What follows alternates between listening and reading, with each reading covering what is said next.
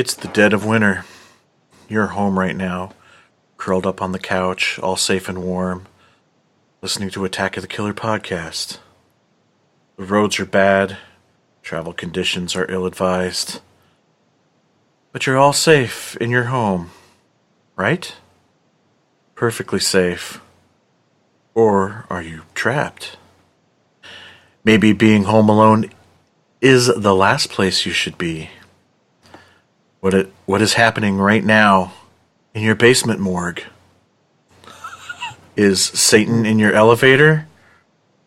Or maybe, if you're not careful, you'll get stuck on your chairlift from your kitchen to your ski mountain. All those questions and more, like why do you have a morgue, an elevator, and a ski lift in your house, on this episode of Attack of the Killer podcast. Attention planet Earth and beyond. Stay tuned for Attack of the Killer podcast. Attack of the Killer podcast.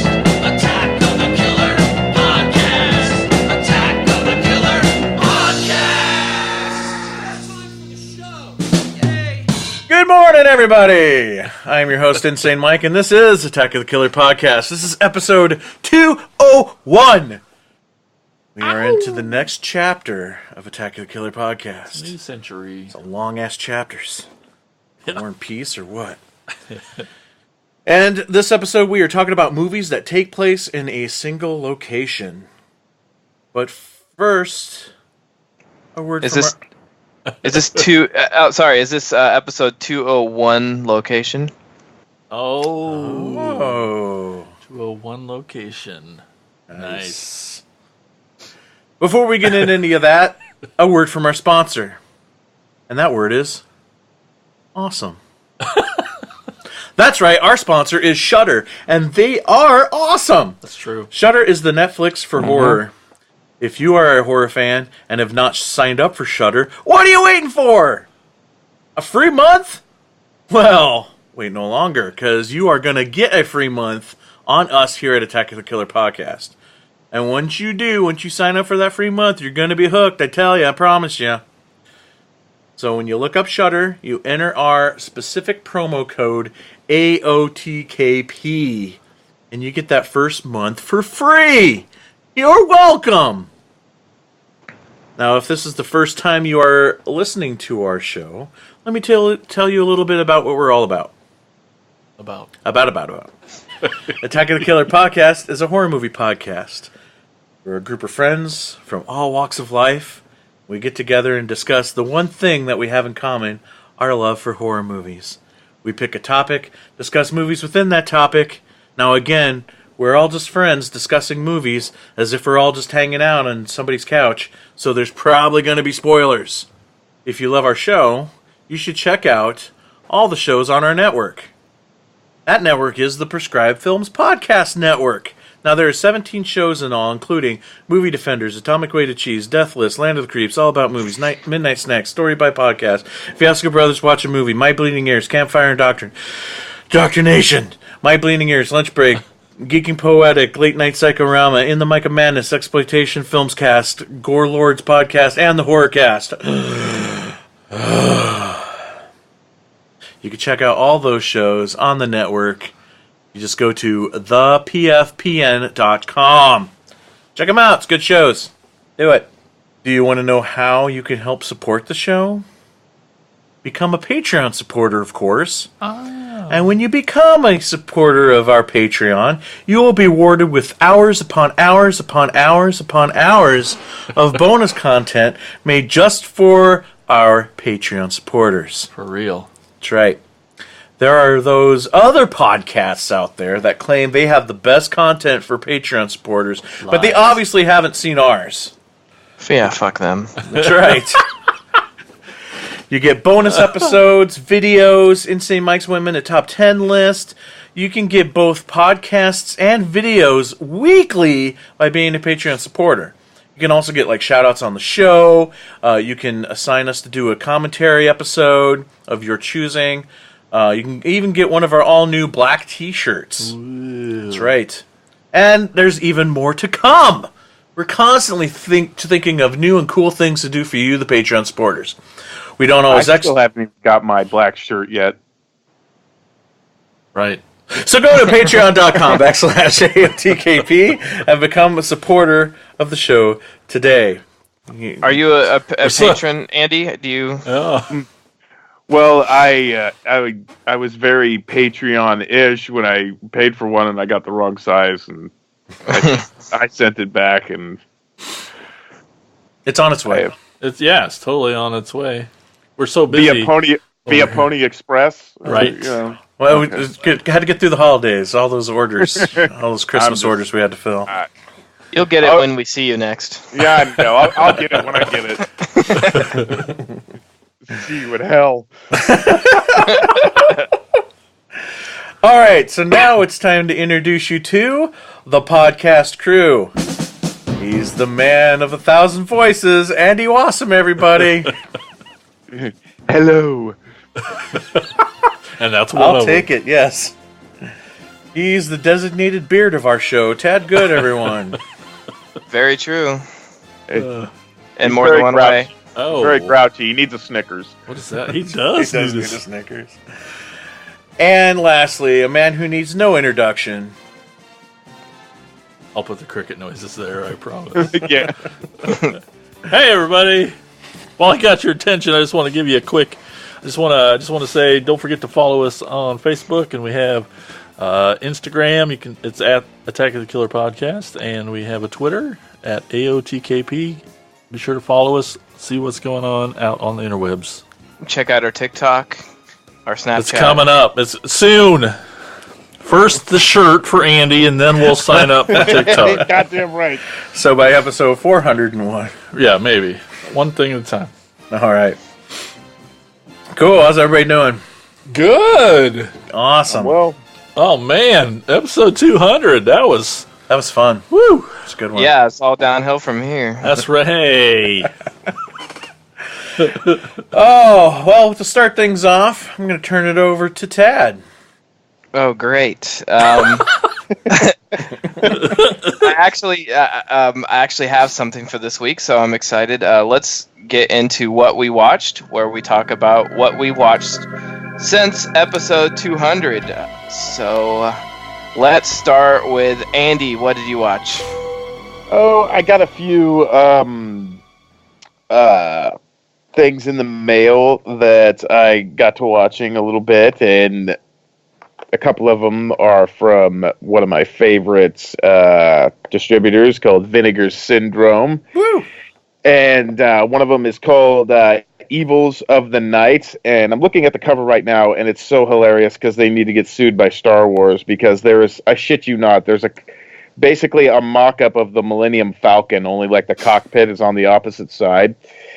And it's basically, I'll read the tagline: alien vampires in search of teenage blood. So basically, all these teenagers are getting kidnapped, and they're getting their blood drained so these alien vampires can exist. Yeah, wow. This is a great train wreck. It's got Julie Newmar in it. Not like, Patrick Swayze, pretending to be Julie Newmar, but Actual. but the original Catwoman. And she's a space vampire apparently, and they've hired these two mechanics to kidnap teenagers, and that way they could drain their blood. I mean, it's just fucking bizarre. It's great, and it's got Amber Lynn in it as for eye candy. It's basically just her coked out 80s porn star phase. Yeah, it's worth a watch. I mean, if you want to watch some really weird shit. But yeah, Evils of the Night, that's number one. It sounds freaking the awesome. Have you seen it? No, I've never even heard of it. But Yeah. all you had to say was Vinegar Syndrome, Reverse Millennium Falcon, Yeah. Space Vampires Sucking Teenagers' Bloods, Amber Lynn, and I'm in. Yeah, but the thing is, I mean, I don't think there's actually a Millennium Falcon. That's just what they had for the cover. On the poster? To, Okay. yeah, to pretty much draw you in. You know, I'm looking at it. I'm like, are you freaking kidding me? The next one up, I really enjoyed because, and I was drawn to it to buy it because it had William Forsythe and Lance Henriksen in it, and it also has George Kennedy, Karen Black, Richard Lynch. Damn. If you don't know who Richard Lynch is, he played the principal in Rob Zombie's Halloween. You know, I don't like bringing you in here every 10 seconds. Yeah, that guy. Yeah. But anyway, essentially, it's about this motorcycle gang led by William Forsythe, and they terrorize this town, and they're able to do it because they hijack some stuff from the National Guard, and they're going around, just smashing shit in this town because they were ran out of there, and they got a fucking tank, and they go over cars and shit. And Lance Henriksen is like this badass biker, and his last name's Stryker. That's like not typecast at all. But and the thing is, I mean, it's got so much great stuff in it because like Richard Lynch is like this horny priest, and he's like screwing one of the biker girls, and he's like all conflicted about it. Karen Black, the OG Firefly, gets into a cat fight with this chick and gives her like this massive titty twister in the end, and that's like literally the end of the fight. This chick can't go any more further because she got such a vicious titty twister. But the real cool part of this, Sam Kinison is in this. What the hell? What's the name of this movie? Did you even say the name of the movie yet? Oh, I'm sorry. It's I thought I did. It's called Savage Dawn. Oh man, freaking amazing cast, man. Oh yeah, and is it a good movie? No, not really. But is it a bad movie? Some might say yes. But is it a fun movie? You bet your ass. But the thing is, with Sam Kinison, his role is very short, but it's very memorable because he plays, and this is like made in 1985, so this is like during his heyday when he's like really starting to gain momentum as like this really raunchy comic. But he plays a born-again Christian barber that's trying to convert one of the bikers. And he's like singing Amazing Grace, and this biker fucking loses it, dude. Just gets pissed, takes a bottle, and like slashes Sam Kinison's throat. But yeah, it's fun. Savage Dawn.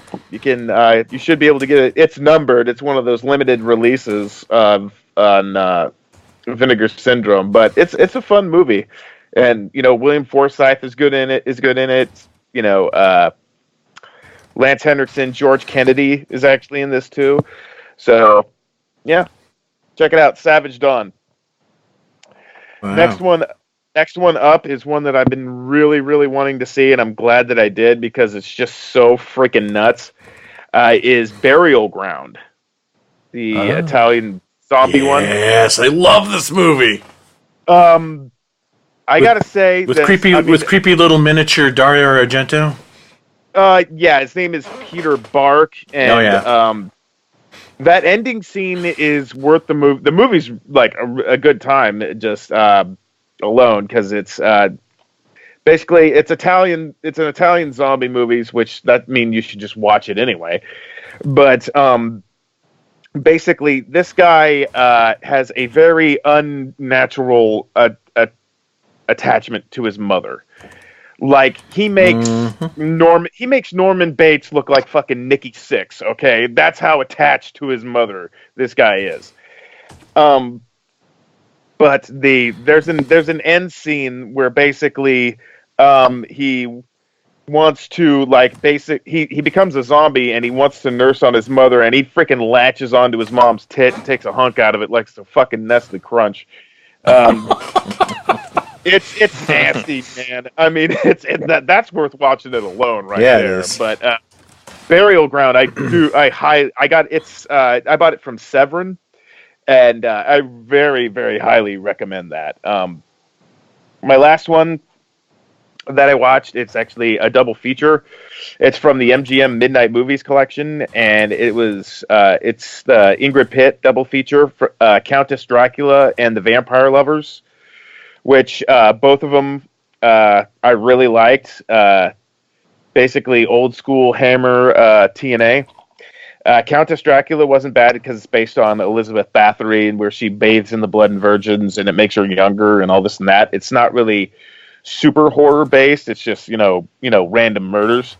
But the Vampire Lovers is like a legit vampire movie, and it's got Peter Cushing in it and everything. And recently, I learned that I was reading about the film, and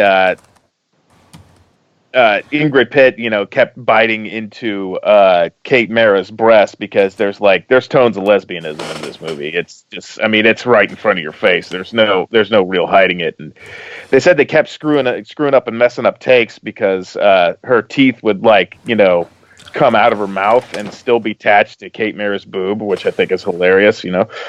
So basically, I watched a bunch of movies to come in here and talk to you about tits getting bitten and being shown and stuff like that.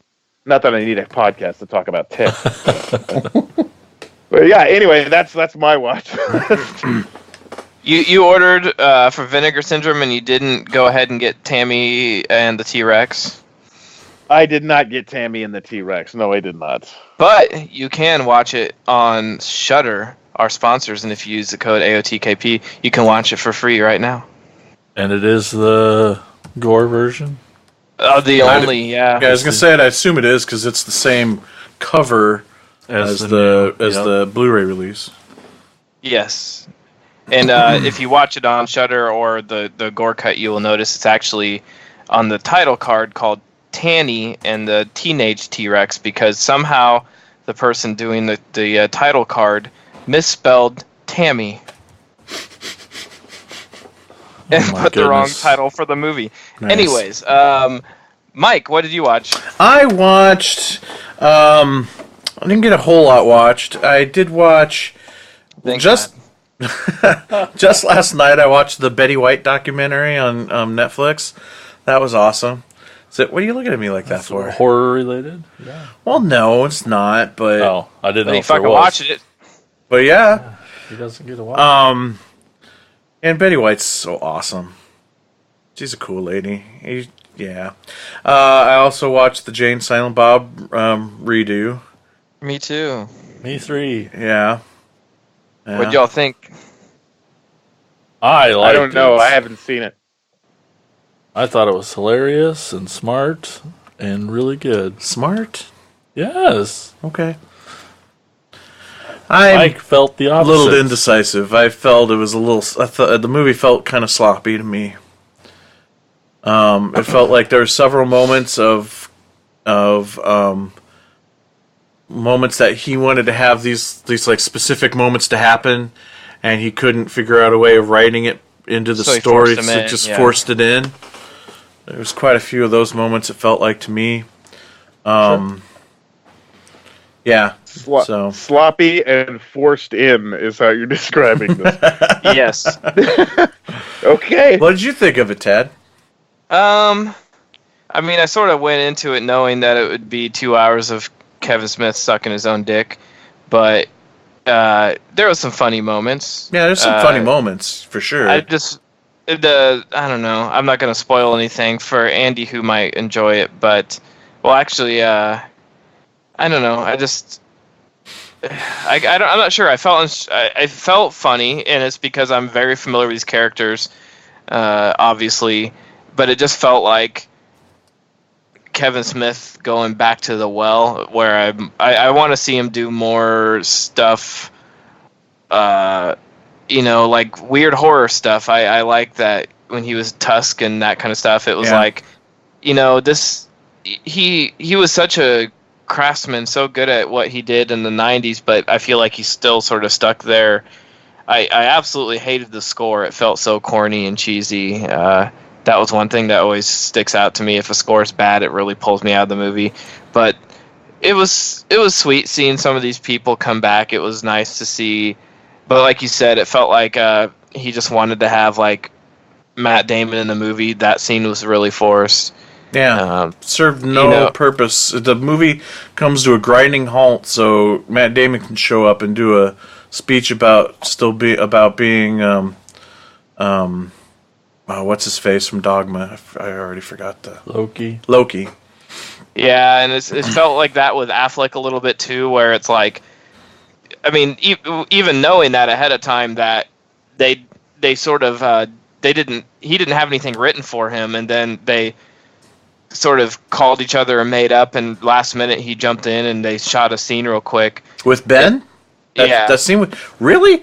To me it felt like that speech Ben gives in that movie is like the theme of the whole film. So that's kind of interesting to know that it was a last it's minute two different thing. perspectives, because I knew that going in, so maybe I view it like that, you know what I mean, where it's probably best to not know that going in, but like Yeah. he wrote a long post about how they had already almost wrapped filming, and his wife was like, you know, you're not gonna feel complete if you don't at least call and try to get him in it, and they hadn't talked in years, and they had some sort of beef that was almost made up in the press, like they were almost talking to each other just through quotes in the press when things were taken out of context, and they both assumed the other one was mad at each other, and when they finally called and made up, it was like, oh, why are we even mad at each other? Like, we're not mad at each other. Okay, let's do this.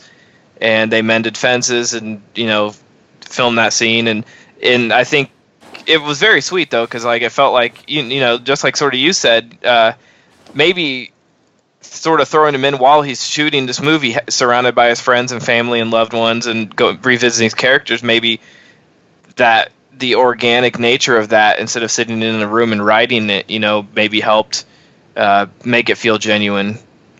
But no, it was cool to visit all these old characters, and it had a funny ending, and you know, it poked fun at the geek culture that we all know and love, and very relatable in that manner. It's very strange seeing everybody either old or skinny or fat now. Yeah. You know, it's like you know, Kevin took some of his body weight and threw it at Ben Affleck, or you know. Yeah, I was gonna say Ben let himself go after Batman, I guess, because he. I think, yeah, I think it also has to do with him being completely clean shaven. He looks so weird, like that probably has a lot to do with it. Yeah. yeah, because we were used to seeing him at least with a 5 o'clock shadow. He's a handsome fucking dude, so Yeah. you know. But anyways, this isn't the Jay and Silent Bob cast, but it was fun. Nope, Kevin Smith has got 6 or 7 shows for that. So, and then the last thing I watched, the only horror film I got a chance to watch, Zombieland 2 Double Tap, because I finally got to see that. You enjoy it? I loved it. I really enjoyed it. And it's interesting because Jason and I talked about both Jay and Silent Bob and Zombieland 2. And I felt like you guys did about Jay and Silent Bob about Zombieland 2, basically. Yeah, my gripes about Jay and Silent Bob were his gripes about just Zombieland. So it was felt- weird because I felt like Zombieland was better written and more cohesive and more on point. But Felt more forced and that's just weird. But It the felt like drawn for me back for to the Zombieland. well. Yeah. Yeah, well, for me, it felt like they were just too damn late for it, and it was like, you know, it was fun, but it felt like it just sort of fell flat because they waited too long, and I just didn't really care anymore. It was fun, I really did enjoy it, but it could have been so much bigger if they would have done it like a couple years after the first one. yeah, maybe. I felt the same way about the second Sin City. Yeah, definitely for sure on that one. That's yeah. Which is a huge bummer because I love the first one. But I don't know. Yeah. I don't know. The funny Zombieland. stuff's funny. Zombieland Just like 2, you know, all of it's worth it for me is for that credit sequence where Bill Murray is beating up zombies with a chair to the Caddyshack theme song. I thought you meant like the opening credits where like the Columbia Pictures woman's beating Yeah. up zombies with Yeah, a torch. Yeah, that was freaking awesome too. I love the whole scene where like the doppelganger show up, you know, and Yeah. It's Thomas Middleditch and Luke Wilson. Yeah. Yeah. that shit was pretty damn funny. And the new girl, the girlfriend, Jesse Eisenberg's girlfriend in the movie, she stole the show every time she's on screen. She's fucking hilarious. Yeah. She was rather funny, and that's tough to do because it's like borderline annoying, you know. Oh yeah, you're gonna either be the most hated character or most loved, and I thought she was great and hilarious. Mm-hmm. Me too. Of course, Woody is always fucking great. Like, I love that role for him. He is just such a sarcastic dickhead, and he's great. And I just like looking at Emma Stone, so I was okay with it, you know. Yeah, and I think that has a lot to do with. I mean, I just love the relationship between those two characters, between Woody and Jesse's character. They're such day and night characters, and how they kind of unspokenly need each other, kind of thing, you know. Right? Yeah. So Yeah, I could good. watch another 100 of them. I'd be okay. Yeah, good to go back and see old characters. I felt like some of the stuff, especially what was it, Zombie Kill of the Week? How does that make any sense at all? Like, where are they getting? How where does he getting know? footage? Yeah, what is he getting? He's getting video sent in, like America's Funniest Home Videos. What is this? Like, I mean, of course I like seeing it, but I wish they would have just cut that out because it pulled me out of the movie. Yeah, I can agree with that. I mean, it was still funny. It's so over the top of like dropping the Leaning Tower of Pisa on two zombies. Yeah. But yeah, I thought that the whole time too. I thought that in the first movie. It was like, how does he know? How does he know this? Right. Anyway, but that's it. That's all I watched. All right. Well, once again, get comfortable because Jason, what'd you watch? Well, I did watch at least a dozen films. Not all horror. I too saw Jay and Silent Bob reboot. I liked it a lot. I watched The Thing again. Nice. Gosh dang, it's so good. And then from our 200th episode with Brian, y'all went off talking about Dolomite Is My Name, and I watched it, and gosh dang, it was I have to watch awesome. that. It really was awesome. That's I on need to get around to that too. it's on Netflix, I think. And Yes, Netflix original. then I saw some Uncut Gems. Holy Fuck yeah. balls! Oh, you got to see it. Good. Uh-huh. Yeah, and Oh, I loved it. Sort of. I've not heard one negative thing, but the common thing I've heard from most people about this movie had me nervous for you seeing it. Which was... This is the movie just put you on edge through the whole thing. Oh, no, yeah. So I didn't know how well you'd react to that. No, it's a movie where the main character can't catch a fucking break. Exactly. And it keeps compounding, and it's rough for that. But at the same time, it wasn't a normal movie. I don't know, it felt damn near documentary, like you're really just kind of following this dude around, and the situations are just nuts, beyond nuts, and the thing I don't like about it is the thing that's why it's good is the ending, and it's the only ending it could probably have, but it's there's a, even though it feels like there's no style, there's definitely style to the film itself. It's intense as fuck, and Adam Sandler is great. I mean, he is great. You see, the brothers put out a short film with him this week too. Yeah, they just put out a new short film starring Sandler this week, and they're awesome. showing it with like the 35mm screenings of Uncut Gems in theaters. Sweet. It's on Vimeo to watch for free. It's great. Cool, I will do that later. We also watched Knives Out. That was great. Woo! Yeah, I love that one. I need to see that too. Jeez. Yep. Zombieland Double Tap. It was pretty good. I can't stop thinking about this one. I finally got comfortable for The Irishman. Yeah. I really, really liked it. It was so Joe great. Pesci's back. Yeah. He really was. Gosh, movie's so great, and for lots of reasons, but just and it really made me like be more pro lengthy film. Yeah. Because I'm like 3.5 hours, sure, but like I get to spend 3.5 hours with these guys and in this movie, and that was one of the good things.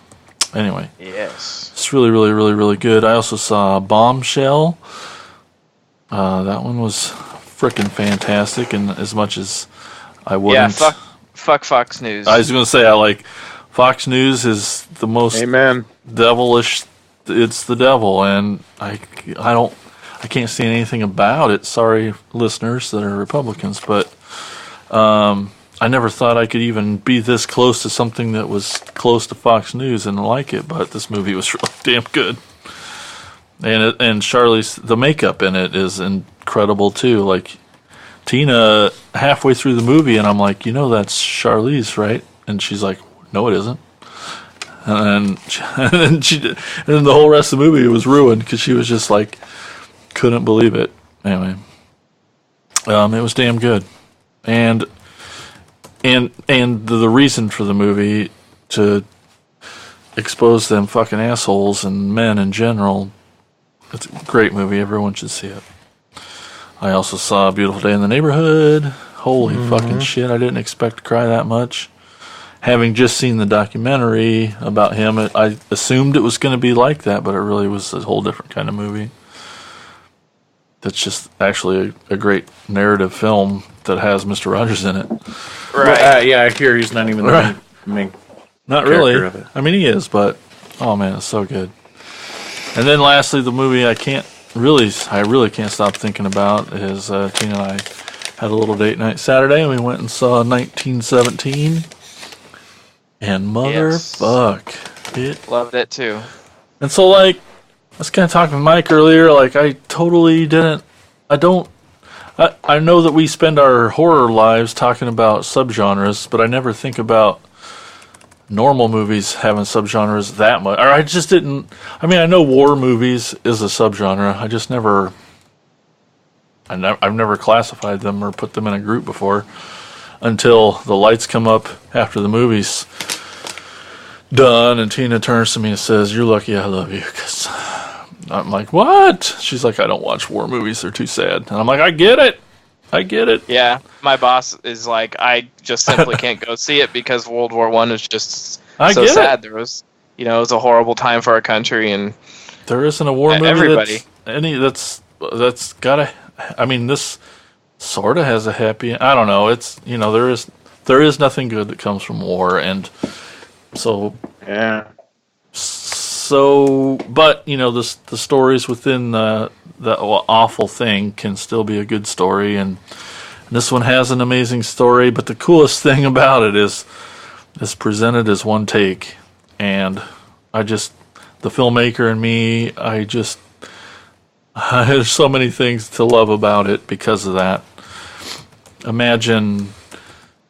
And it's a war movie. There's guns. There's thousands of characters. The choreography in this movie is fucking mind blowing. I read a tweet that said that that Cumberbatch, they had him on set for the whole time, and he basically stood in this bunker, Yep. and they would shoot the whole movie, and if something went wrong or someone flubbed a line or anything, they would start at the very fucking beginning and start over because you have to. Uh-huh. And he would basically sit in this room and eat his meals and hang out from the beginning of the shoot till the end, and he would hope that The camera gets there. Yeah, and he had a walkie-talkie, and they would give him a heads up that they're coming, and then they would come and he'd shoot the scene, and they'd move on, and he would still sit there because if someone screwed up afterwards, then they'd have to start over, and he still had to be there. It's just like you don't think about that, and it's like Yeah. holy fuck. Oh, and I told Tina about it in the beginning. So obviously they can't shoot it completely in one take, but Right, you can see where they do, like when they go down a dark hallway. right. So we'd had fun like trying to find where the cuts were. Yeah. But oh man, then like the most incredible cinematography the world's ever seen, or like the world's greatest fucking drone. I don't know how they do. I don't know. It's impossible. I want to read more. I've seen some like a little bit of footage from behind the scenes, and it's Really? crazy. I'll send you a link. Please do. Of the scene where he jumps up from the trenches and is running as like bombs are exploding behind him. It's like That's the what went into fucking that. scenes. Yeah, and You it's know it just was real because he gets fucking knocked down. You're like, that's just chance. Who comes Right, out he of there and they're like, we Right, can't yeah, cut. there's You got to no way fucking to. run, dude. right. Oh man, it's just my mind can't. No, it is a feat what this movie you- did. You think Best Picture, obviously? Oh fuck, there's no way it couldn't. Just I feel bad because I really do think it's gonna win, and I think Tarantino deserves it too. I Because agree. like this is his, I know he's making one more, but come on, like he could leave now, and this would be a perfect, sign out of his career. But he's just not going to be able to get it because 1917 came along. Oh my gosh, it's got it all, and whew, man, go see it, please go see it. It's worth it, even Yes. though Go see it in the war theater. movies are hard. Yeah, go see it in the theater if you can. Don't watch it at home. Yeah, Mike. Anyway, so that's what I watched. Thanks for your patience, everyone. Excellent. No, it wasn't too bad. I've seen a lot of the same stuff you did because right Yeah. before the Oscars, I tend to try to catch up and see Definitely. as much as I can. Me too. So I don't really remember what I said I seen last time. I think I maybe the last time I talked, the last one I saw was Parasite, and Yeah. if you haven't seen that, really need to see that. It has some many horror, nods. Oh, some horror adjacent stuff in there. I watched it again the other night because a friend was like, I really want to watch it. And I'm like, well, if you're going to watch it, we might as well watch it together. Come over. So we watched it. I saw Toy Story 4 because that's, up for Best Animated Feature.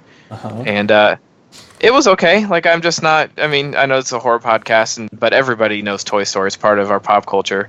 I don't know. I felt like 3 was a perfect ending, and they It should have sort was. of maybe left it there. And 4 was fine, but it was no 3, and it's sort of like, why go back if we have a perfect, like, you nailed the ending. So anyways, another friend wanted to watch a horror movie, so I made them watch The Perfection because he's like a big into music. He works in the music industry and he went to school for music, and I was like, oh, I have one for you.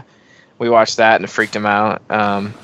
Went back and watched Hans Zimmer live in Prague again because that's always rad. It's a live concert Blu-ray and it's on Netflix if you want to watch it. Hans Zimmer and his like 62-piece orchestra, band, and choir doing all of his infamous scores live. Hustlers I watched. That was a lot of fun. was it? Yeah, Jennifer Lopez, like in the first 2 minutes, is nearly naked, and that's worth the hour and a half by itself. Unbelievable at her age the position she can flex into. I saw Underwater. That was fantastic. Yeah? Has anyone else seen it yet? No. No.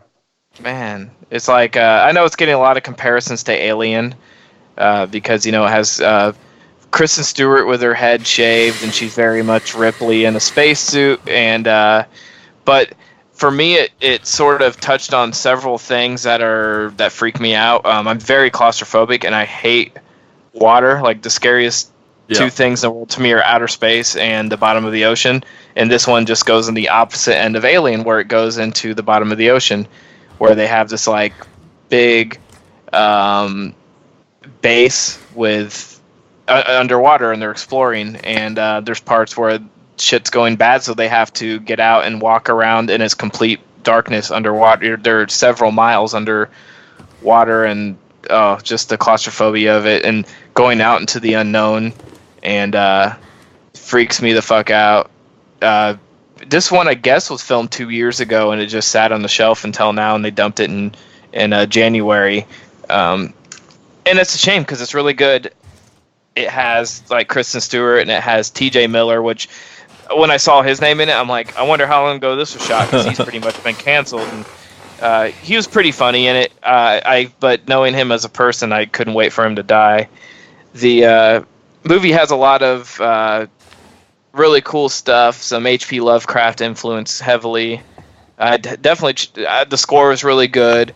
Performance is really good. If it's a simple popcorn sci-fi horror movie, it's really, there's not a whole lot to the story. Just go enjoy it, but it's a blast. It kicks off like right away, and it doesn't stop at all until the credits roll. It doesn't waste any time. You don't get to know the characters and anyway at all. They just opening scenes action right into it. So I think it's the pure action from start to finish. I saw 1917, as I mentioned. I also saw Bombshell, and then I watched something last night I fucking loved that I've been meaning to see.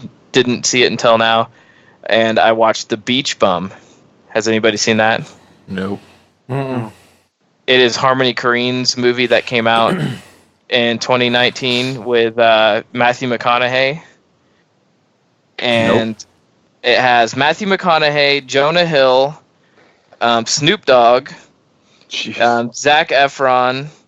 Who else is in it? It has quite a cast. Oh, Jimmy Buffett, Martin Lawrence. Wow. Yeah, this shit is wild, dude. Basically, it follows this, what you'd call it, is a guy named Moondog. I mean, this is like full Harmony Korine, what the fuck, and it's so enjoyable. It's a complete stoner film. Basically, Matthew McConaughey plays this obnoxious douchebag, freeloader, idiot stoner that lives in like the Keys, and he goes around sort of freeloading off everybody, and he has a super rich wife who is sleeping with Snoop Dogg on the side. He calls himself Moondog, and he's notorious because everybody knows him. He's sort of the local stoner idiot. But basically, his reckless lifestyle leads to his wife being killed, and she's super, super loaded. So she has one thing in her will that he has to finish. He calls himself an author. He's basically a poet that writes really crazy, dumb shit. But he has to finish his novel to get her fortune. So the movie is him. He carries a typewriter in a pillow sack, like a pillowcase over his shoulder, all around Florida, and it's so bizarre, man. He wears like adult, what do you even call them, like onesies that have like Hawaiian print on them, and he wears like his wife's Uggs and these stupid sunglasses. He has really long hair. It is a weird ass movie, but it's so damn funny. Like a singlet. Yes, yeah, sort of like that. Yeah, it's on Hulu. I highly recommend it because me, Blake, and Nikki watched it last night, and we were like crying. We were like, "What the fuck are we watching right now?" It looks like Harmony Korine got it's beautifully shot. I mean, it's like soaks in those neons, and the cinematography is gorgeous, and the soundtrack alone probably costs more than anything. I cannot believe they got the clearance. I mean, of course, Jimmy Buffett is like a lead character in this movie, so there's a lot of his music in it. But it's just the most random cast of people thrown together. I have no idea how he convinced all these people to be in this movie. They had to read the script and be like, what is this?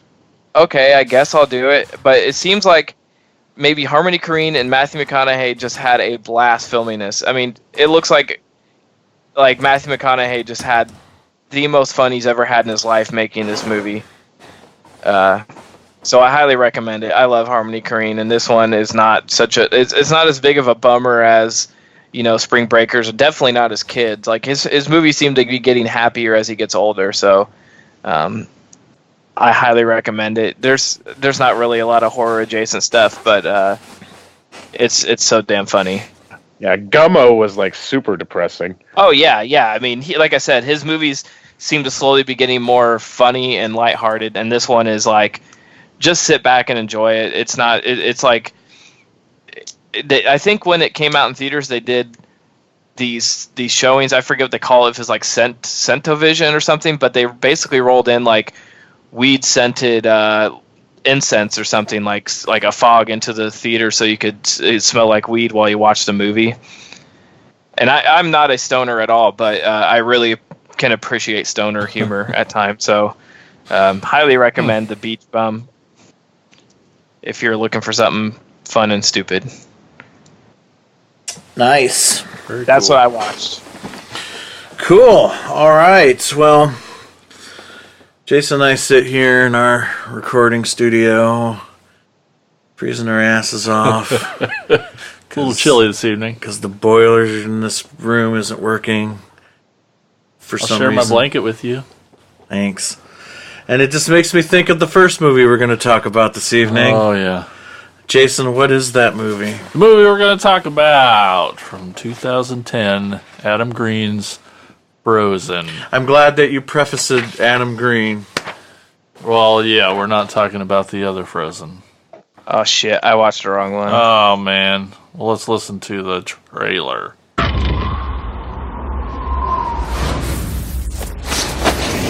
Last run, gotta make it count.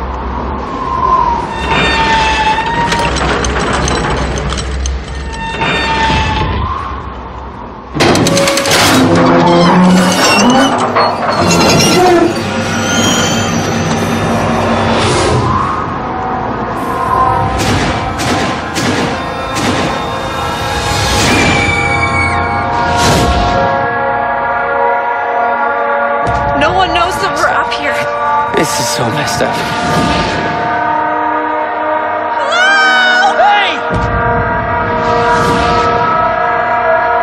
It's Sunday, and they're not open again till Friday. If we're up here all week, we're gonna die. Oh my god! Oh my god! I don't want to die up here. Help!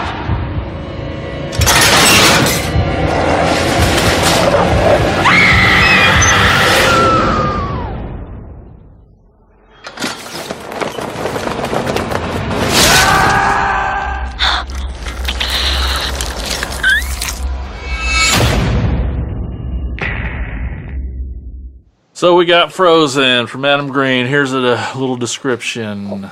At Mount Holliston, snowboarders... Wink, wink. I know, there's a lot of winking in this serious winking. film, which I kind of Yeah. think's neat. But snowboarder Stan Walker and his girlfriend Parker O'Neill and his best friend Joe Lynch don't have enough money to buy lift tickets. Parker bribes Jason, a lift worker, with $100.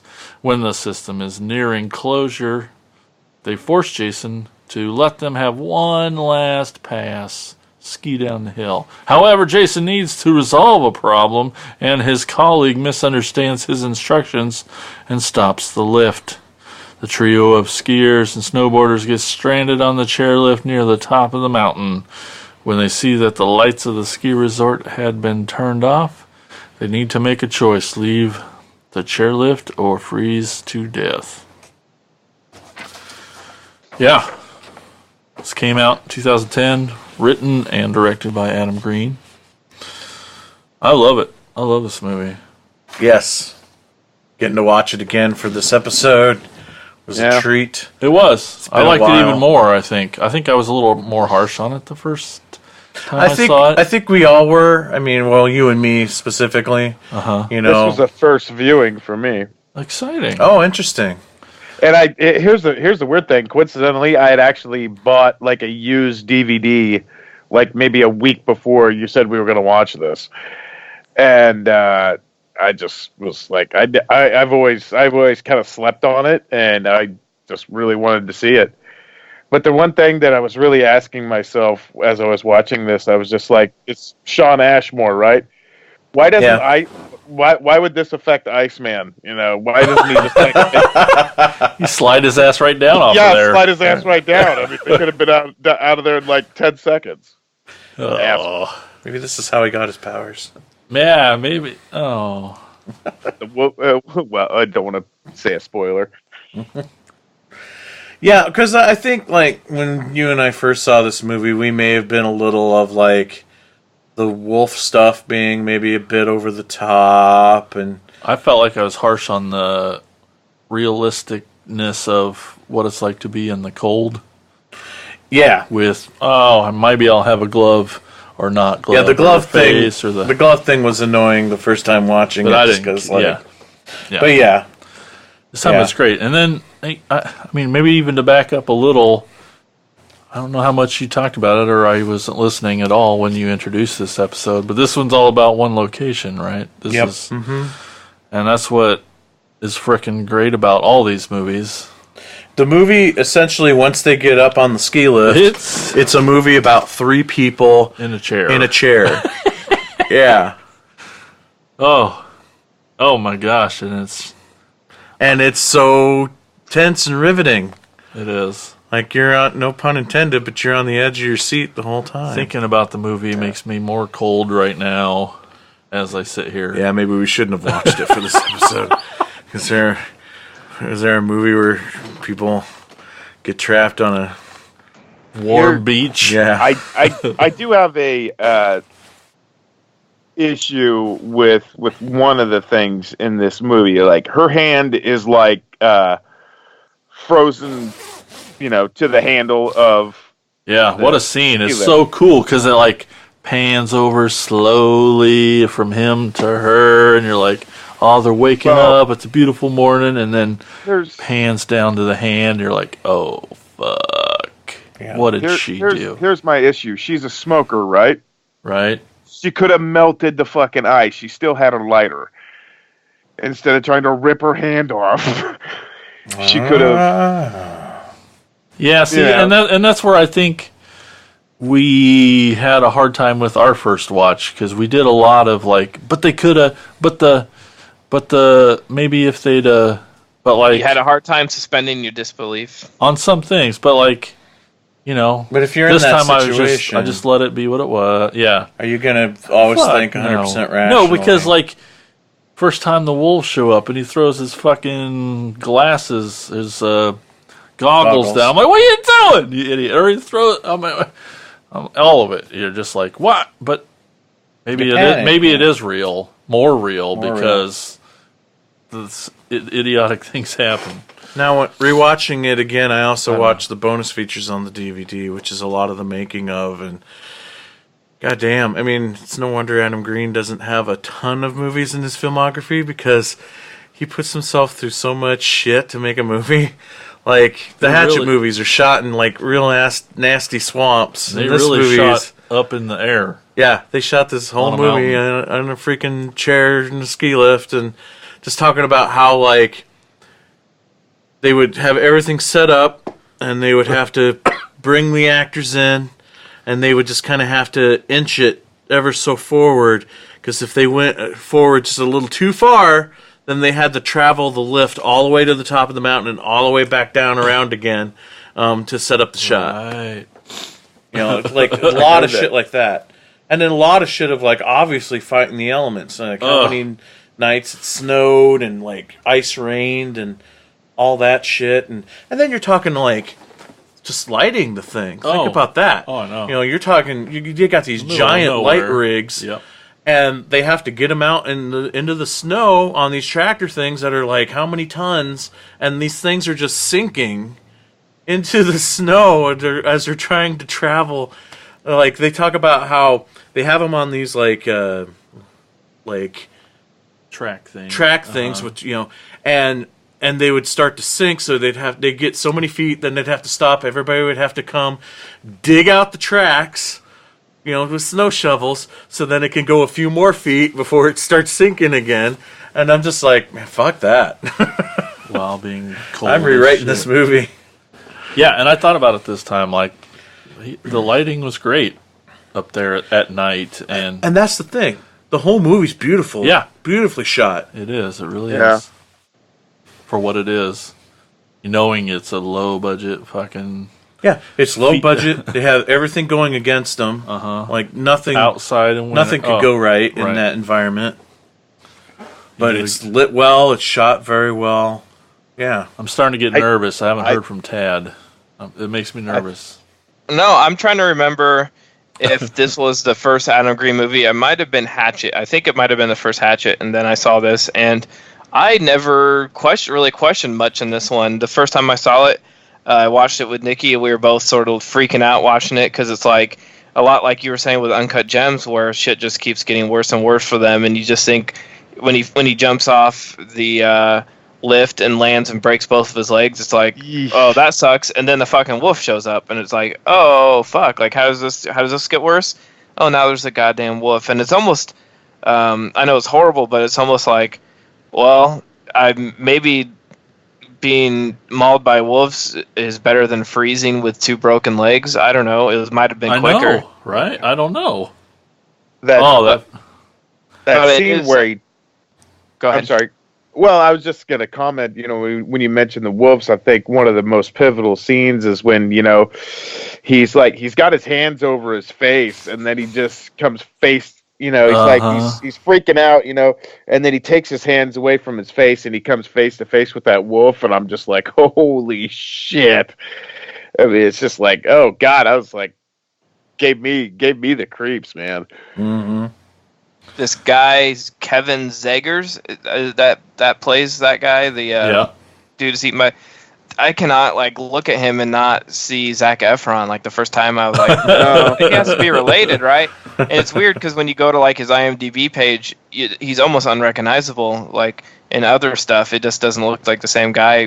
He can transform pretty easily in different haircuts and different things, but I really think he's pretty good. Like. I liked his character. I mean, I like all that. Yeah. The, all three of the actors. I mean, there is the Skeeliff guy, and then Kane Hodder, as a little cameo in there, and we get some, the douchebag that threatens to beat him up because, he's trying to help his girlfriend learn to ski. But it's in one, it's funny because you say one location, and I was just watching before we recorded, I always throw on Shudder, another shameless plug, and they were showing some of that Eli Roth History of Horror, and they were talking about the reason, how they made Saw was because they had, almost no budget. They threw 2 actors in a room, and, that's a simple and cheap way to make a movie, but that's not at all the case for something like this, like just what you guys were saying, all the complications of just the shoot, but also the writing of the characters like this, putting a couple with a third wheel basically and having them sort of fight. I feel like, we can all relate at times where it's I'm not saying in exactly like that, but it's we all have friends that sometimes don't always get along with our significant other at times and they bicker back and forth and you're stuck in the middle. And you can, in a situation like this, I always put myself in that situation, what would I do? Who would be the one to jump? Who would be what the fuck do you do? The part where he's he climbs up to the wire and he's trying to get to the next, pole so he can climb down. It's best case scenario, he makes it over there, climbs down, and he's attacked by wolves. There's just nothing you can do. What do you do?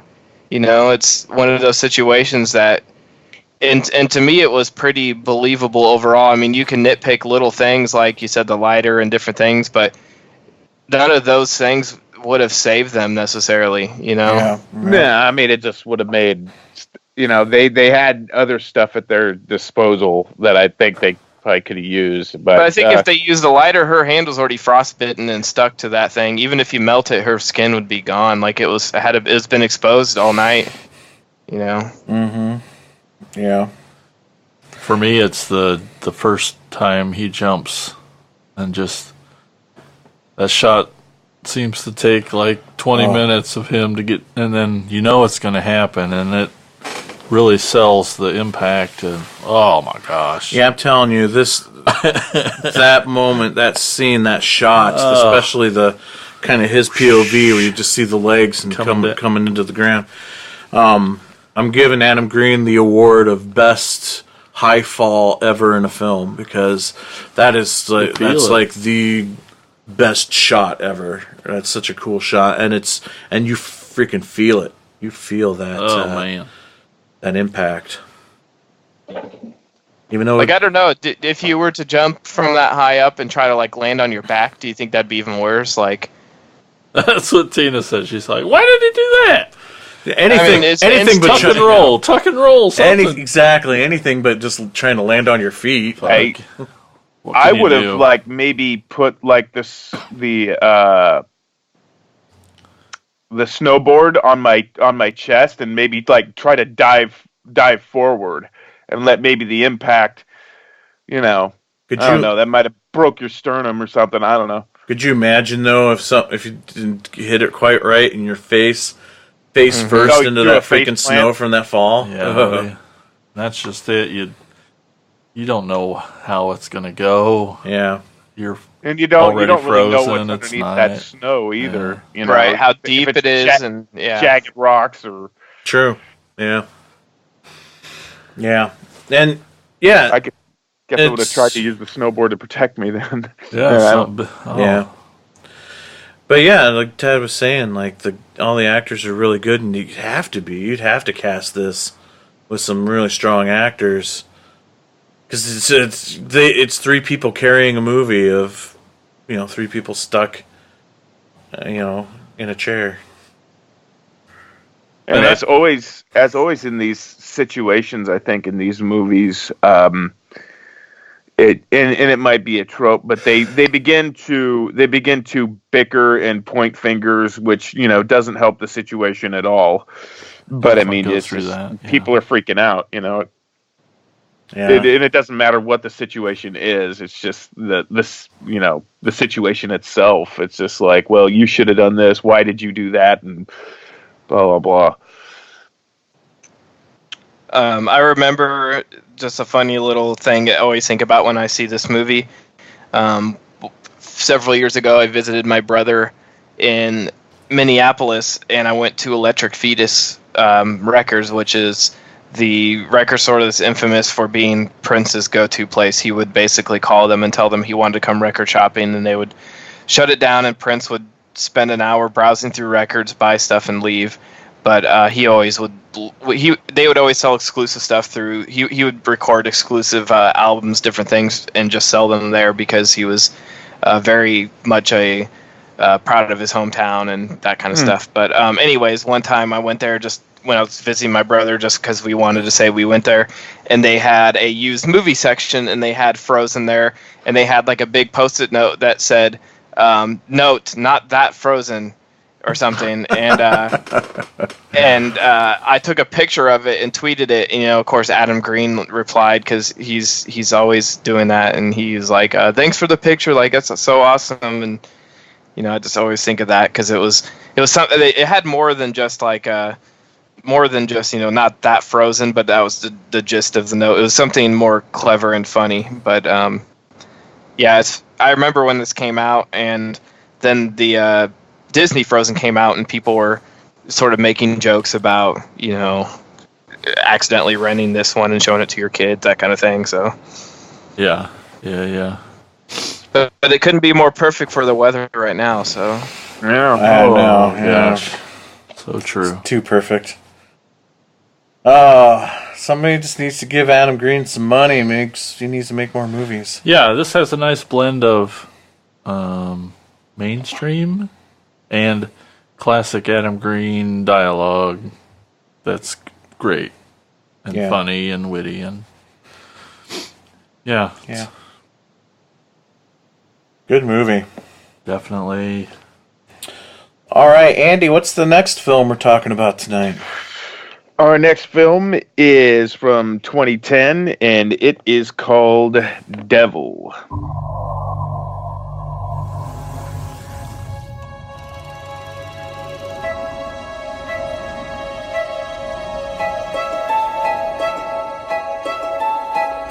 Hey, lady, you gotta sign in.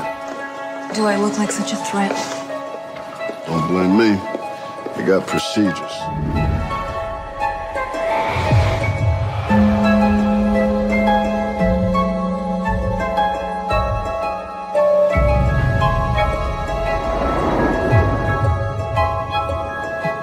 You hold that? Sorry.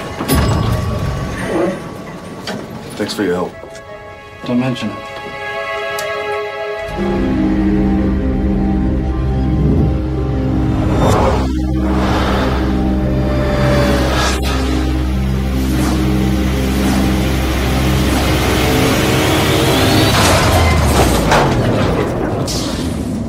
This is not good. Why is elevator 6 in inspection mode? Oh, come on, man. What's happening? Nothing. Just relax. What was that?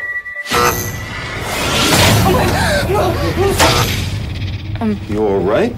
You're bleeding. Oh my god. It feels like something bit me. Does anybody have anything sharp on them? They might have cut her. No. You mind if we search your pockets? Yes, I do mind. You mind if we search yours? What was that? Something's jamming it. It's stuck. Don't come near me, any of you! Back away from each other now!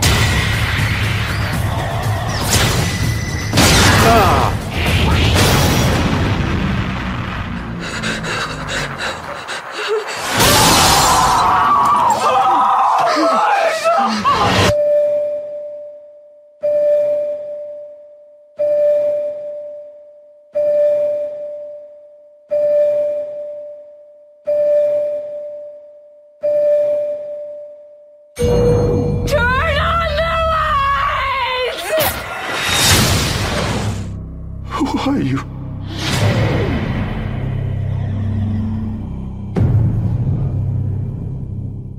Basically, the premise is it's set in Philadelphia, and Detective Bowden, played by Chris Messina, he grieves for his wife and son who were just killed in a hit and run 5 years ago. And after a guy pretty much swan dives off a building, he investigates. It's brought to his attention that 5 strangers are trapped in an elevator and annoying one another, just like they would do in any situation like that. That they're trapped in an elevator in the same building. 2 guards by the name of Lustig and Ramirez are watching them via cameras that are installed in the elevator. The detective, what was his name? I don't think it says his first name. Detective Bowden, he assumes the situation, and after the lights go out in the elevator and one of the occupants is found dead, after the lights come back on. And this gradually keeps happening throughout the movie, and during the course of this time, Ramirez is very, suspectful. He thinks that one of them in there is the devil due to a childhood story that his mother used to tell him. And which, of course, being a detective and basically having lost his faith in anything after, losing his wife and kid to such a horrible accident, he just doesn't believe it at all. But as the movie progresses, he begins to think that a lot of supernatural stuff is going on because it can't be explained, because how does somebody die with, not having a mark on them, and then just the lights go out, and then this movie was rated PG-13, and I don't think that it was purposely set out to be PG-13, but the way that it was made and the way that the story's told, I just think it ended up being PG-13 because the lights are going off, because this movie is, meant to make you guess as to who the devil is in the elevator. So that pretty much, stops any kind of, violence at all that you would see, any kind of gore, because the lights are going out and then the person ends up dead, whether they're either hung or stabbed and all this and that. And even some of the people that aren't in the elevator are dying because they're trying to get the elevator moving again as well.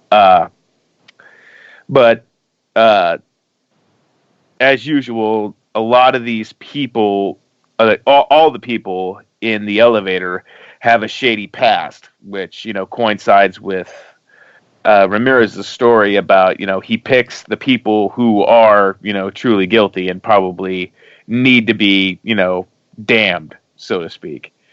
To me, this kind of, it's got echoes of, and even all 3 of these movies, for that matter, it kind of echoes something that Rod Serling would have wrote in, for The Twilight Zone. A very simple premise, but just a very, very horrible situation. If they were tamer, I mean, these could be, the scripts could be dwindled down, and they could have been, Twilight Zone episodes very easily. Particularly this one, I think. Yeah. What did you guys think of this movie? This was a first time watch for me. Me too. Me as well. And I it's one of those ones that's been on the radar forever. Yep. I knew that Shyamalan, that was sort of the thing that it was known for because his name, he's a producer and a co-writer. And I wasn't sure what to think of it because it was sort of I believe it was sort of made in that time when he was in a drought a bit at the sort of bad part of his career, I guess you would say. But I'm sort of glad I didn't see it then because I probably would have been a little more cynical. But I enjoyed it. Like, yeah, I enjoyed the simplicity of it. Some of it was pretty corny and it's a little I don't know a little dated at times, even though it's not that old. It feels a little older than it is, but it's enjoyable. It felt sort of like a Final Destination type movie in a way. It had that vibe to it for me. But I thought the actors were good enough, and I thought it's always intriguing to sort of, I can't even remember the last time I saw a trailer or anything. I didn't really ever hear much about it in general. I didn't know many people who went and saw it, so I don't know how it did at the box office either. But I enjoyed it. Box office cumulative worldwide 62 million. Budget was 10, so it did all right. Okay. Yeah, I'd say did all right. You guys are quiet on it. What do you think? It was the first time for me as well. I'm basically the same as you there, Tad. I really liked it a lot. I passed on it a lot. I don't know if it was the ad campaign or it helped it or hurt it. My memory on it sucks. I don't know why I passed on it for so long, because obviously I'm probably the world's largest M. Night fan, one of the last living M. Night fans, and or maybe I was just nervous. I don't know. It's like Tad said, it was out during the height of the M. Night hatred. But but I loved it. Well, yeah, I loved it because it was basically unknown actors, really, and it was. The one location was great, but and everything in the elevator, I loved it. It was awesome. But what I didn't expect is I thought the writing with the detective guy and how it tied into everything was really fucking smart. Yeah. I thought it was really good. Yeah. So it really tied the room together real well for me. So I enjoyed the hell out of it, and it was a great who the fuck is it? Yeah. So it was good. Oh, it's really good. The one thing that I wish had a little bit more of a payoff is because Bokeem Woodbine's character Ben, he said he's never seen anybody die before, and then towards the end he that I believe Tony the mechanic is trying to close Jane's eyes, I believe. And he says it doesn't work, not until they're at least they're dead for a few hours. So that basically makes him guilty. He says he's seen people dead before, but they never went any further than that. I mean, they didn't. The detective didn't dig up any dirt on him because he was constantly trying to figure out who these people are. Mm-hmm. And I guess I just wish that would have been, I wish that would have paid off a little bit more. I mean, it doesn't kill the movie for me. I mean, I still really like the movie, but I was just like, okay, why set that up if you're not going to do something with it? Just red herrings, misleading stuff. Yeah.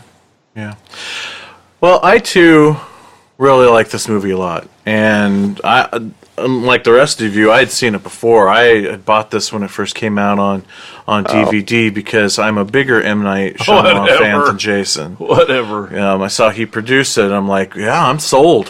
Whatever.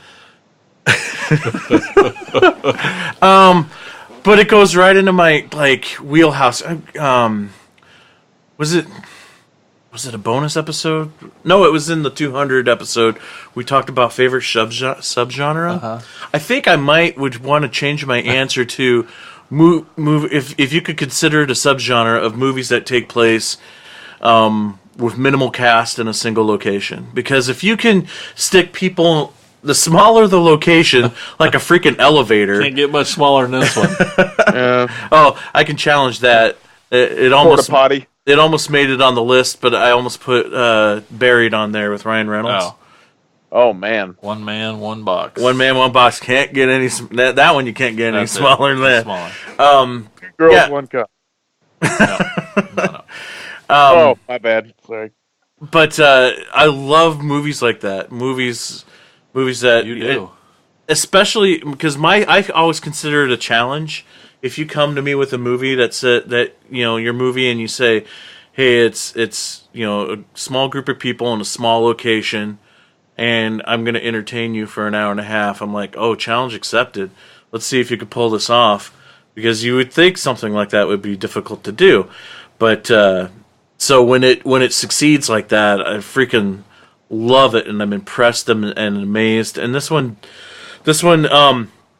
is right in there with it, and I could totally agree with Andy. Like, this is totally a Twilight Zone episode. I think there was a Twilight Zone episode like it, like something like a group of people trapped in a diner or something, and one of them is an alien or something. Well, trying to figure out who it was or whatever. Five strangers in search of an exit, where it's these 5 people that are in this centrifugal room, and it's like a cylinder, and they can see up to the top of the sky, and one of them's like an army lieutenant, one of them's a bagpipe player, one of them's a clown, and one of them's a ballerina. Mm-hmm. And basically they kind of do, like, they tie their clothes together and make like a grappling hook, so like the lieutenant can get up there, and he gets in and he falls over the edge, and you cut to the city street where this little girl is walking with her mom, and she picks up this army doll, and the mom says, put that back in the bin for the children. And basically it was discarded toys for like Salvation Army, and it was the story of these toys portrayed as real people trying to get out, and that's the story. Toy Story was born. Nice, yeah. Stolen. It's a pretty good, who is the devil kind of thing. Who is the one? Even if you don't expect it to take the full supernatural route with the devil, it's still a good, who's killing everybody in this elevator? Who's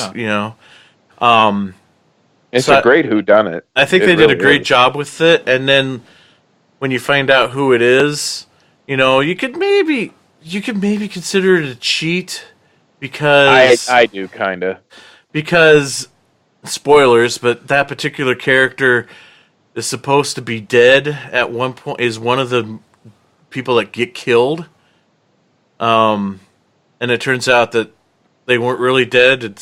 They were the one actually doing everything. So you can maybe consider that a cheat, but I don't care, because it's not, to me, the movie's not about that flip.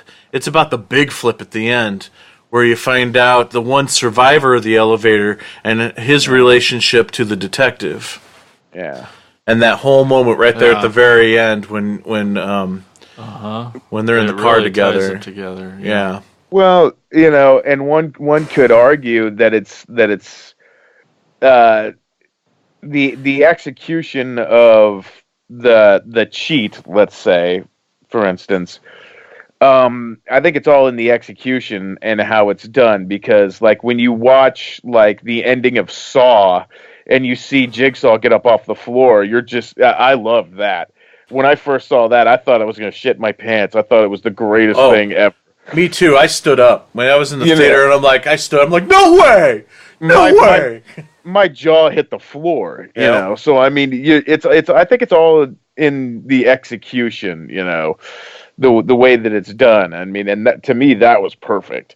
And I don't care if you figure it out or you don't figure it out. If you are surprised by it or I knew it all the time. Doesn't matter. Like, in my opinion, if I figured it out ahead of time, I'm even more impressed if that's how it turns out, because, a lot of my reasons why I like a movie or dislike a movie is based on how I think the story should go, right? I think that's for everybody. So I hate those people that are like, this movie sucks, I totally saw the ending coming. That should be a good thing. Because you're sitting there thinking, I bet it's going to end this way. In your mind, it's like, this is how I think the movie should end. If I was telling the story, this should have, well, and it does it. So that should be your favorite movie of all time now. Shut up. Yeah, and then they're probably pissed because they couldn't predict it. Or it didn't turn out like the way they wanted it to. Tina and I had fun with it at the beginning of the movie. We're like, for fun, who's Trying to your figure it pick? out. Who's your pick? Just because it was random. Yeah, sure. And she fucking, She of picked it? course she fucking picked him. And then that person dies, and she's like, oh, I guess I didn't win. And then when they get back up, she stands and she's like, yeah, I win. And I'm like, you dork. Well, to me, it was kind of to me. I'm trying to remember the first time I watched it and if I predicted it too, because I think I might have, only because like my pick was the girl. Because for me, if you line them all up, it's like that old Sesame Street song. Which one of these is not like the other? Oh, you she know, was such a bitch, that old lady. Okay, well, you just said it, so Sorry. that's fine. We always say spoilers. When the fact that it's the old lady to me seemed more obvious because it was, you know what I'm saying? What I'm trying to say, like they were trying It's five to different people. I don't think that she stood out any more than the others did. To me, I guess. because the other ones would be more stereotypical of fitting that. You wouldn't ever expect. It's reverse psychology. You would never expect the little old lady to be the one. So she's got to be the one. Yeah. A little off subject here. Since Tad saw Zac Efron in Frozen, did anybody see Tom Hardy in this elevator with the guy who played Tony? I thought he looked a little bit like Tom Hardy. I thought that I also thought of, but it's that the detective and that guy both sort of look like John Berthal from The Walking Dead. Also, yes, yeah. Logan Marshall Green is the guy. Is that the real actor that's in Devil that you're talking about? Totally.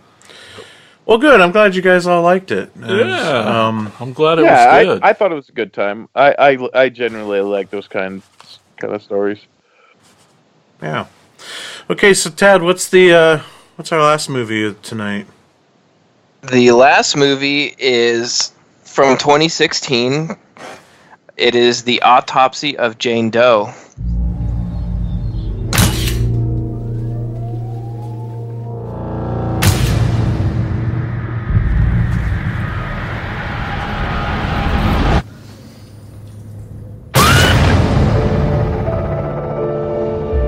This is not what I was expecting. Can I see one? No. What's that for? Make sure he's dead.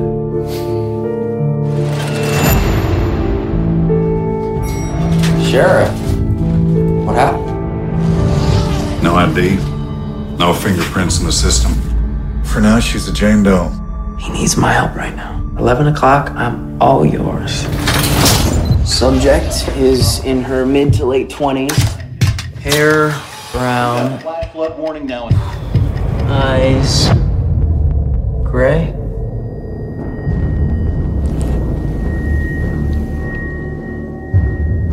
What happened to you? First, they bound her.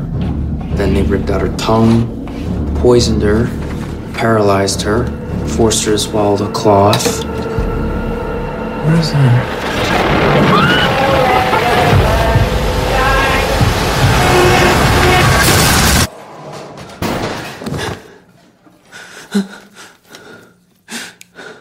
Dad?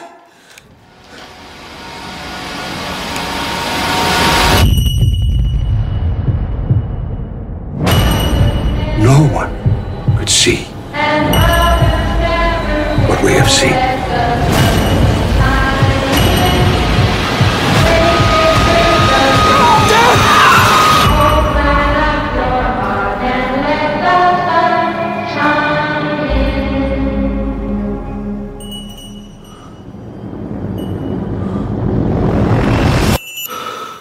And this one is another, obviously, one location movie where a father and son who work as his dad. The dad is a coroner, and his son is sort of an assistant, but he's also a coroner. They are, I'll just read the tagline or the synopsis, are pulled into a complex mystery while attempting to identify the body of a young woman who was apparently harboring dark secrets. So basically, these two coroners are working late night. Looks like their night's about over, and then the police bring in a body of a young woman that they found at a crime scene. They don't have an identity. They don't know what happened to her, but the police want a cause of death by the next morning so they have something to give to the media. And the more they dig into this corpse, figuratively and literally, the more weird shit keeps happening. They notice that her body is in almost perfect condition, but as they cut into her, they find that part of her tongue is missing, and she's missing a tooth. And then when they start cutting into her, they find the tooth inside wrapped in a cloth that has some ancient writing on it. And then they see that her lungs are completely black, as if her body had been burnt, but her skin is perfectly fine. And then, there's tattoos on the inside of her skin. And all this stuff is doesn't make any sense. And as the night gets later and later, and they dig more into it and try to find more, weird things start happening at their it's not a funeral home. What would you even call that? Coroner's office? I don't know. But mortuary. The mortuary. Yeah, things. They start, the younger kid starts seeing things in the hallway. Emil Hirsch, who I absolutely love. I think he's a great actor, and Brian Cox. Yeah, Brian Cox. I'll watch anything with him in it, man. Yes, so it's basically these two. There's also, then the corpse, and then Emil Hirsch's girlfriend is the other sort of main character, even though she's only in a couple scenes. But like I said, as they dig more into this body and find more stuff, instead of answering questions, they get more and more questions, and then weird things start happening. Their cat gets hurt, and then they're seeing stuff in the hallways, and it comes to a point where they're freaking out, and they decide that they are just going to burn the damn body, and even that doesn't work. It just backfires on them. There's no way out. A tree falls in the way of getting out. The elevator breaks down. The power's flickering in and out. Things go from bad to worse real quick, and I won't spoil the ending, even though I'm sure we'll get to that point. It's definitely a creepy one. It definitely, it didn't necessarily scare me, but it definitely had me on high alert throughout the movie. This is so well done, and dark and creepy, and a great mystery. Really cool, strong performances from the two main actors. I had never seen this one. What did you guys think? Oh man, I don't know if I want to go first because I feel like I've got a billion and one things to say. I was telling Jason before we started recording, is like if I would have seen this when it came out in 2016, it would have easily been in my top 5 of that year. Without even going back and looking to what my top 5 was of that year, this would have been on there because it gave me everything I would want. This movie's fucking awesome. It's a great isolation movie. Again, 2 actors and a dead body and a morgue, and that's it. That's all you really get for the most part. Great cast. I too can watch Brian Cox in anything, and I love the relationship between. I mean, it's a really good relationship between the father and son. Sometimes, you get a movie like this, and there's like bad blood between the father and son, and and they got. But no, just right off the bat, he loves his dad and he loves his son. It's a good, healthy father-son relationship. He tries teaching him things. He tries learning, but and which makes it all the more heartbreaking when you get to the end of the picture. But it is so atmospheric. It's like I really feel like this movie was made like the people who wrote or whoever directed it, whoever wanted to make this movie, wanted to make something really atmospheric, and it's like no one has made a movie that just takes place in the morgue before. You know, we're like this movie is really trying to tap into fears that I feel like haven't truly been explored on the surface level. You know, like the location of the morgue, the literal dead body right in front of them through the whole movie, just laying there. She creeped me the fuck out, and she didn't move in the whole freaking movie. There was a point where I couldn't look at the... What's that? You think she might. And you're waiting the whole time, right? You're waiting the whole time. It reached a point in the movie where I had to look away from the TV because I could not stand to look at her wide-eyed and that mouth open. I'm like, shut her fucking mouth and close her fucking eyes already. It was creeping me the shit out. It was awesome. And something as simple as a bell paid off so well. The bell thing. Yes. Brilliant. It paid off so damn good. Every time. Brilliant. Mm-hmm. Yeah, they set it up in the beginning, the first act, where it's like, it's an old thing where sometimes they wouldn't actually be dead, so they put bells on the corpses, and when they stored them away, if the bells go off, it's like, oh, they're not really dead, and they'd go, and Brian Cox still puts bells on the corpses as tradition. He's old school. Yeah, he's old school.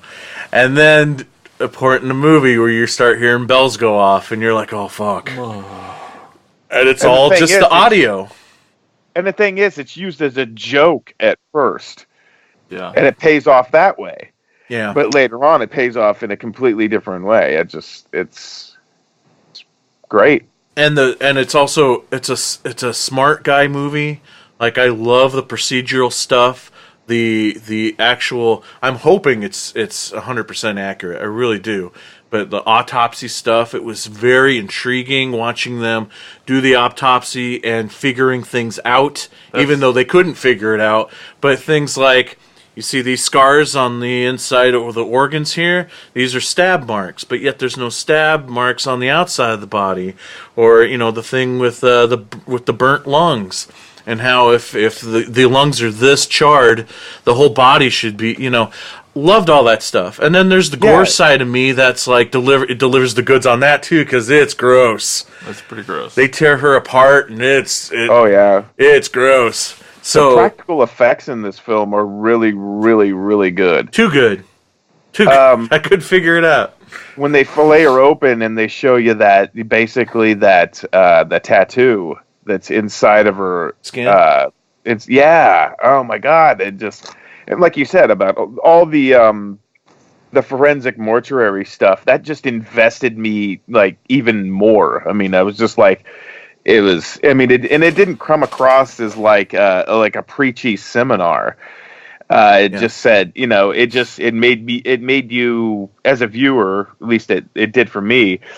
It made me become more invested in the story. I was just like, okay, man, what the fuck is going on? I know. None of this makes any sense. You're just so intrigued on what is, then because I had a little bit of moment there, and about halfway through the movie, when things start really going off the walls, and I'm like, this is just a goddamn ghost movie. It's just another goddamn ghost movie. But when they reveal what actually is happening with this girl and what she is and what she represents and everything, I'm like, oh, that's actually genius writing. I freaking loved it. I love the whole, and I think we've talked about this in some other films too, the idea of, well, shit, I don't know if I want to spoil it yet. The rest of you guys need to talk. Well, I'll come back to it. But even that moment, I loved. Like, this movie's just great. I was going to say, that's the thing that I absolutely love about this movie is that the first half of the movie is 100% based in reality. There's no reason to think there's anything else going on. And so you spend that first half of the movie in just a regular procedural thing. So, like Andy says, you're invested in trying to figure out what is wrong with this girl. And then the unraveling of that, and then that leads to this, and then more questions and more That's what's so cool about it. It's just that it's so much real. It really starts real for most of the movie, and then where it goes. Yes. Yep. I'm done. Tad. Oh, No. One more thing I No. want to add to my list of Things tropes you that I like. I like it when a movie can take like some old timey song that's not Oh, creepy you and always makes love it that. creepy. Oh yeah. That Anyway. that can't be a real song. It's Of course, too that's perfect. a real song. The one with the always talking about the devil. Yeah, Oh, are you sure? yeah, I know that song. Oh, But okay. I don't know if that recording is like Oh. is like a. It seemed a little too fucking But perfect. the song's a real song. Okay. Yeah, Ted. I mean, I was the one that introduced it. I don't know. Oh, Yeah. oh. I'm just Sorry. I loved it. Yeah, I mean, it's dark and creepy as hell. Atmospheric. I love everything about it. I guess my only thing was that my interest faded a little bit when things started getting a little more supernatural, but right away it had me hooked when they brought the body in and like slowly finding things about it and the lungs and all that, and I think maybe towards the end, but then, like when the other corpses were sort of, would just show up missing, that kind of stuff. It's just so cool. And of course, I love atmosphere over just about anything in a horror movie. So this one was right up my alley. I somehow had missed this, but it was one of those movies that had been on every list that year and has been talked about a lot. It's been recommended by several people. You see it mentioned a lot in best of the last 10 years, and it earns that, and sort of a cool open ending where the body goes on to the next place, and it's going to happen all over again. This when he makes the Y incision on her, just like right in the beginning, like when he first opened, I'm like, holy, and it's just like, you're not supposed to bleed that much. It's just like this girl should just look like she's gone through a threshing machine. But I think one of the hardest parts for me was when he had to break the cat's neck, because I'm kind of a cat. Yeah. I'm a cat guy anyway, so it's just like, oh fuck, I mean, I can handle a Y incision in a corpse, but I can't handle breaking a cat's neck, even if you're putting it out of its misery. That would be like the hardest thing in the world for me to do. Well, yeah, I mean, what some of the dialogue I really liked too. I mean, and it was just so plain, and it was so even if it was on the nose, I didn't care. It's just like Emil Hirsch says, I believe Austin is his name. Yeah, Austin. He says, we shouldn't be here, or he says something like that. He's just like, we should leave. And then eventually, when everything goes haywire, and Tommy says, let's get the fuck out of here. That was probably that's probably the funniest part of the whole movie. It's just like the way Brian Cox says it, it's like, let's get the fuck out of here. Yeah, because his son keeps trying to convince him, and he's sort of like, "Oh, this stuff's not related." And then there's a point, where he's just like, "Yep, this is too much for me. We gotta go." Yeah, he keeps brushing him off, and then one major thing happens, and he's like instantly convinced. He's just like, "We're fucking gone, dude. Let's go." But that's all I got, guys. I mean, I can't say enough good things about it. I mean, all three of these movies were very, very good. You still haven't made up for Clowntergeist. I'll never forgive you. But this was a stellar lineup. No complaints at all. I want to buy that freaking Jane Doe one if they've got like a Blu-ray or yeah. Oh, I'm sure they do. I'm not sure who put it out, if there's like a special edition or anything, but it'd be interesting to see how they did some of the practical effects. Oh yeah, absolutely. I didn't bother looking, and I guess I probably could, because I think I have the IMDb page pulled up, but I assume the corpse is played by Olwen Catherine Kelly. I'm trying to see what she's known for. Yeah, Obviously known for this and some other stuff. She's only been in 7 movies, and it doesn't look like she's played a corpse in anything else, but she played girl in the short skirt in Why Life Sucks When You're in Your 20s. So she hasn't been in a whole lot, but not like her performance was mind-blowing because she was just a corpse, but she played a good one. Yeah, when they pull in and then they bring her in the first time and she has those dead eyes, definitely creepy.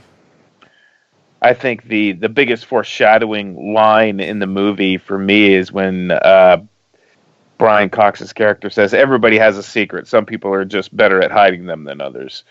And I mean, shit, that's basically the premise of the whole movie. I mean, it's like they're stuck there until they find out, what's the deal with this girl. And I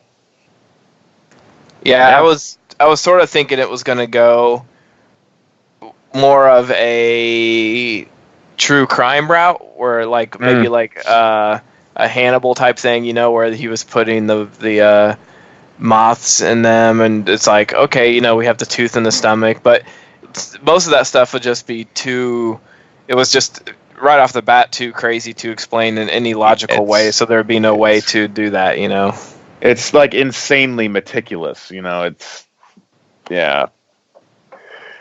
I mean, it was. I'm glad it had like Forensic Files kind of stuff to it, but it just didn't go full tilt Forensic Files, Yeah. Definitely. These are, and the thing is, these when it comes to these kind of pictures, and I think what I really, really like about them is that they're standalone films. It's like you don't need a sequel to any of this. These one. I mean, of course, they did it with Saw and stuff like Cube and stuff like that. But I don't know how you get sequels out of these. Yeah, but I don't think they're really. I mean, I don't think they're necessary. How do I put it? They're not. Even if the fan base has a hunger for them, I mean, I can understand. If you want to make another slasher movie, I can understand that. But I think these films are just fine the way they are. I mean, I don't want to see Duel Part 2. You get what I'm saying? Yeah. Yeah, my first thought was, obviously at the end of this movie, the corpse moves on, and they have no idea when they find the father and son dead. They have no idea what happened, and the body still has to move on. The whole place is sort of destroyed. It's like, oh, we'll go on to another place and have something else, but it's sort of wrapped up that story, and we sort of learn what happened, and and she's sort of set free after they're killed. The scene that sort of confused me the first time watching, or I guess not necessarily the first time watching this, was my first time and my only time watching it, but when I first saw it was sort of the when they caught the body on, or they lit the body on fire right there in the room, because I'm like, obviously they didn't expect it to hit the ceiling and catch the whole room on fire, but it's sort of like, well, that was very reckless. I mean, what I was not that surprised to see the entire fucking room go up in flames, because you lit a body on fire right in the middle of a room. But it's crazy when like they go back and the body's 100% still intact, and right. And then they find that the brain is actually still living. So yeah, I find it funny how the guy that was so quick to pour gasoline onto a corpse and light the match was the one talking about death by smoke inhalation, like earlier in the movie. Yeah. But I guess he was so desperate to end the situation. Fair enough. But I was just like, oh, really, Mr. Smoke Inhalation? Yeah, and it was. You talked about the cat scene that sort of was one of the more one of the few scenes actually that sort of touches on their relationship, because that sort of reveals, it was a lot. He says, I didn't really. The cat was a pain in the ass, but it was the last thing of your mother's that I still had. Yeah, and that was sad, not only because they had to kill a cat, but because of the situation surrounding it. Yeah. And the cat was always bringing rats into the morgue, not like the most sanitary place, but I mean, it's not like it's gonna kill. Not like that rat's gonna kill anybody. Right. They're already dead. I don't remember were they eating anything during the autopsy, because this might be the first movie that the actor is not eating some gross food above the body. Yeah, I can't remember. That's true. That's like a stereotype in every freaking horror movie, or when they're doing that. Yeah, all coroners have cast iron stomachs. It's just nothing affects them. Yeah, I do like the fact that they were rocking out to rock and roll and heavy metal or whatever it was they were listening to. I was just like, well, I mean, I listen to a lot of music at my job. I mean, why should that be any different, from what they do? Yeah, and I obviously felt horrible for the son when he had to kill didn't have to, but when he accidentally killed his girlfriend, which is sort of another trope that happens in horror movies is, you think it's something, you go to kill it, and you shot Ted Hollister, that kind of thing. But yeah, I just felt for it because, he was supposed to go on a date with her, and then he's a good kid, so he was like, I'm going to stay with my dad and do this. And, it's like when you watch a movie, you're thinking, God damn, you just should have gone to the movie with your girlfriend, man. Oh, no. Not that his dad would have died, and he probably would have felt horrible that he wasn't there, but, still well, he probably would have came back anyway and got killed anyhow. Mm-hmm. Yeah, she would have just killed him anyway. Yeah, because she wrapped up everything. Yeah, she probably would have, and Emma probably would have came back with him in there looking for him and say goodbye and killed Emma too. I mean, probably would have.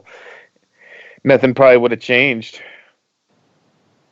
Yeah, I kept waiting through the whole movie for her to come back and do a scare again, and she never did. But man, Emile Hirsch, though, his reaction to it is like that. That's why he's so good. I don't know. It felt like he really felt that it happened. Yeah, I don't mean that to. It's good actor. I mean, yeah, convincing. It was very convincing. He just better than most. It was crazy. It was sad as fuck. Yeah. And it was your guys' first time with this one too? Yes, it was. Yep. I had heard for all three of them for me. Oh, no, not Frozen. Never mind. Yeah, all these are first time watches actually. Nice. Yeah, I saw this one a year or so ago, and it was even better this time. Right? So gosh dang good. And just the whole set, I mean, it looks like, and I think the characters commented on it in the movie. It's just how old that this mortuary is, and it's just, it's got a different sort of, architecture to it. Probably in the 40s is, when this thing was built.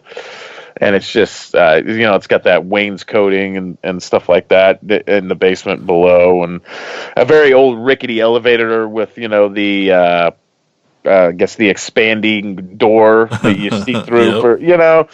I mean, it's just, I guess that classic, antique-y look. I don't know, the terminology, but I think you guys know what I'm getting at. Yep. I guess that in and of itself, just that. Yeah, I'm pretty sure I saw wood paneling down there. Yeah, the age of the age of the building, that kind of puts off a creepy vibe as well, I suppose. Yeah. All right, Mike's back. He had a point. He wanted to say some more things before we were done. We were all kind of done. Well, did you guys get into the ending? The explanation of it all? Not really, no. We didn't really spoil it. Should we not? Just to give you a heads up, don't listen for the next 3 minutes. Yeah, 3 minutes, go. So basically, what it boils down to is that this woman was beaten and tortured for being a witch during Salem witch times, and Brian Cox talks about, how none of that was true. Like, there was no witches during that time, but like apparently she is a witch, and he deduces that what if, like, the fact that they did all this to her, this ritual of curing her of being a witch, or just killing the witch or whatever, turns her into what they were trying to prevent. And I thought that was brilliant. I think that's a really cool idea of the whole, all the methods had a backfire effect and actually turned her into this supernatural being, and and how she actually is still alive, according to when they cut off a piece of her brain. And the only way to stop it is to transfer it on to because she's purposely transferring all that torture onto somebody else, and that's the only way to stop it.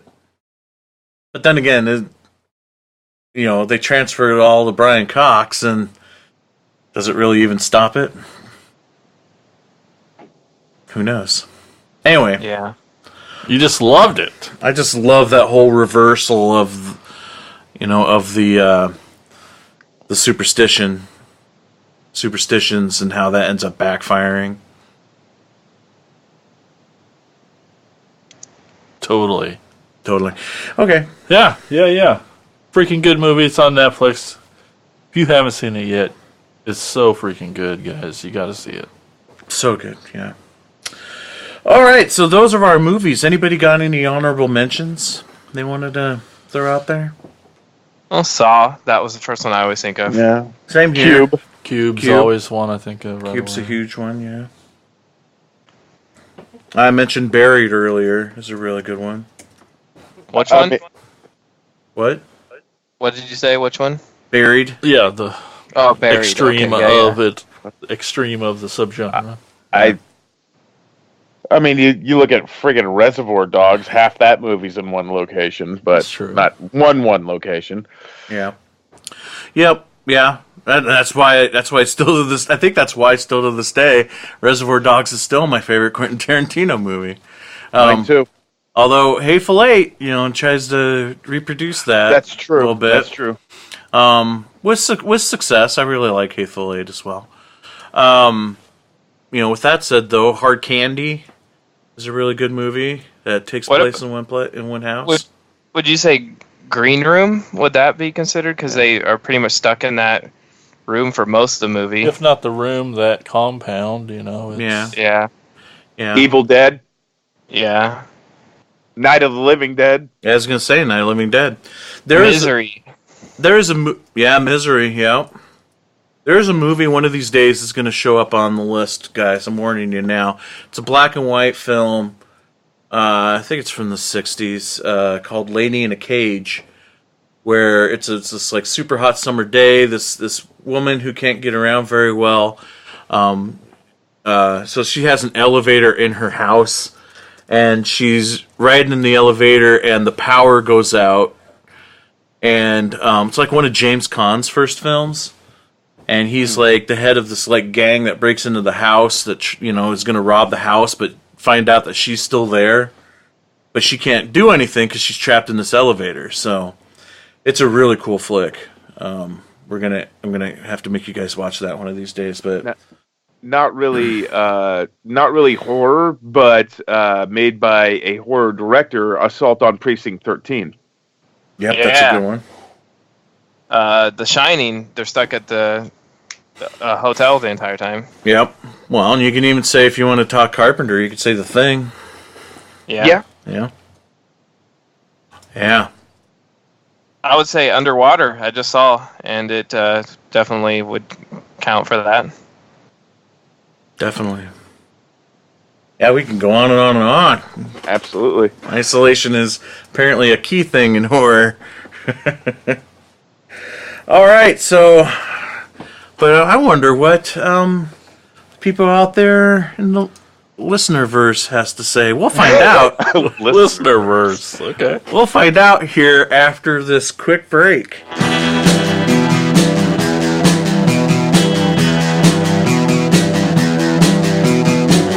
You're listening to the Prescribed Films Podcast Network, home to hundreds of hours of free podcast entertainment. The shows on this network all have a common goal, providing you with the best discussions about movies and other forms of entertainment media. The PFPN hopes to fill your earholes with audio joy. Visit our website with links to all the other amazing shows at www.thepfpn.com. Thanks for listening.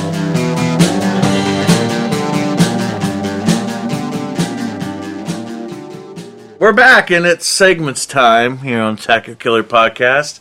And let's find out what y'alls think here on Shoutouts.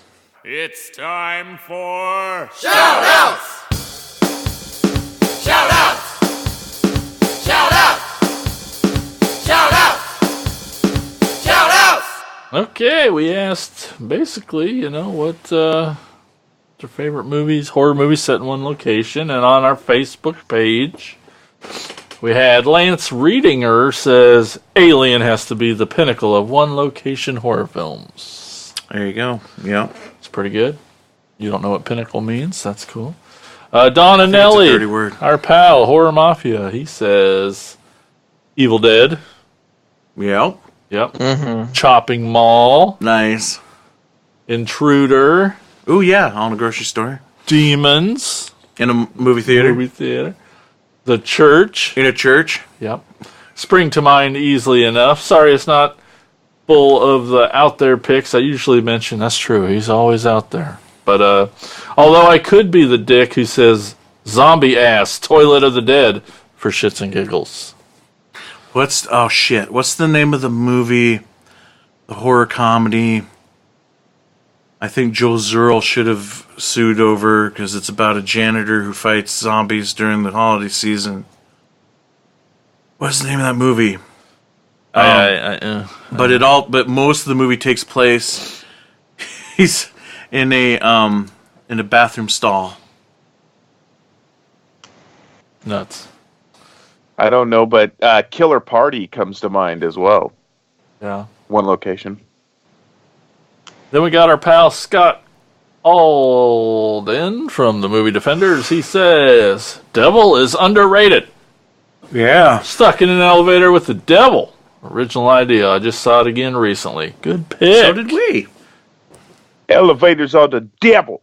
That's right. I don't even know what impression that was, but that's a good... That was Mama from The Waterboy. Gotcha. Oh, okay, good one. James Cochran says, original Dawn of the Dead, The Mall. That's right.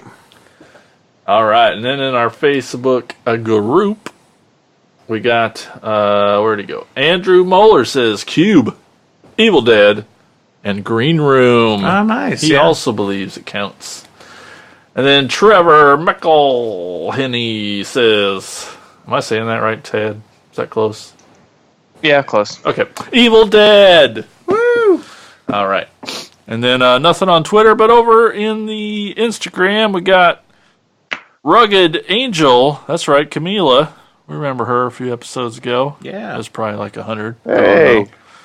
She says, maybe one of the biggest ones. Uh-oh. The Descent. Oh, how did we miss that one? I know. Yeah. Good one. Great pick, Camila. Yeah. Fuck that movie. Yeah, for real. Get nervous just saying the name. Just say it. Well, all right.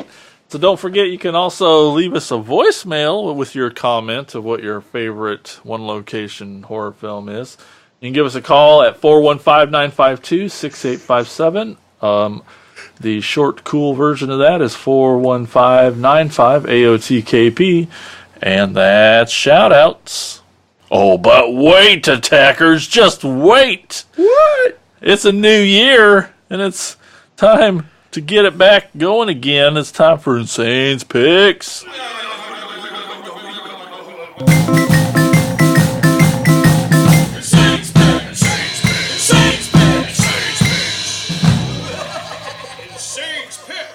Feels like forever since there's been an Insane's Picks. At least, since last year. So I picked a doozy for this Insane's Pick. It's a little film from 1988 called Doom Asylum. Oh, man. Directed by Richard Friedman, who also directed Phantom of the Mall. But not... You would think Doom Asylum was probably his first film. Not necessarily. He actually got his start directing episodes of Friday the 13th, the series, and Tales from the Dark Side. Oh, nice. Yeah. So, yes, it's got quite the cast here. We got Patty Mullen, Frankenhooker herself, plays both Judy and Kiki LaRue. There's William Hay, who plays Kiki's hunk of a boyfriend, Mike, who's chronically indecisive.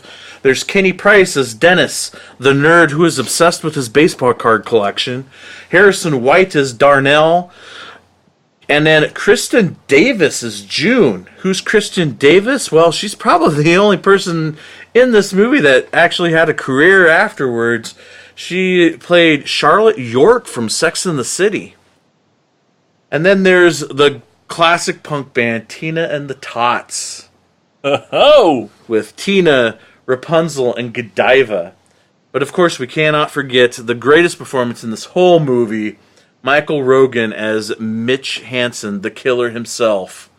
Spoiler. It's not really a spoiler. Okay, I set that up right at the beginning. So, the movie starts with a car accident that kills Judy LaRue and horribly disfigures her lawyer boyfriend, Mitch. My question is, was he disfigured from the car accident, or is he disfigured from the autopsy that follows? Because when you see him outside the car, he's just got a little bit of blood on him, and he's fine. But when he is on the slab having the autopsy done on him, half of his face is missing, like muscle and skull is exposed. Ew. Yeah.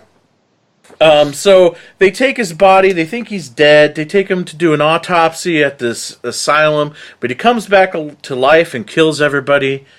Years later, Judy, the daughter of Kiki, both played by Patty Mullen, and her friends go for a picnic on the grounds of the now abandoned asylum and are killed off one by one by Mitch, who uses tools from his medical bag. Shot at an actual asylum, and you know that the producers of the movie were proud to get this location because there are scene after scene after scene of people walking through the halls of this asylum. There's some pretty cool kills. I'm a total sucker for cheap-ass gore effects, especially when they're over-the-top gore effects. So effects that necessarily doesn't look real, but they go way over the top on the gore, and this movie's got a lot of that. Although there is one effect in this movie where a guy gets a drill to his head, that looks really, really good. I was really impressed with it. Wasn't even sure exactly how they did it. But you get stuff like an acid face melt, handsaw to the face, even a person gets put through some kind of meat processing machine and comes out as a giant cube of human flesh and meat. It's a messed up movie. It's really bizarre, but it's a lot of fun. It's the case where the killer is maybe shown too much. A lot of times they say, less is more when it comes to seeing your monster or your killer, and that should have been the case maybe with this movie.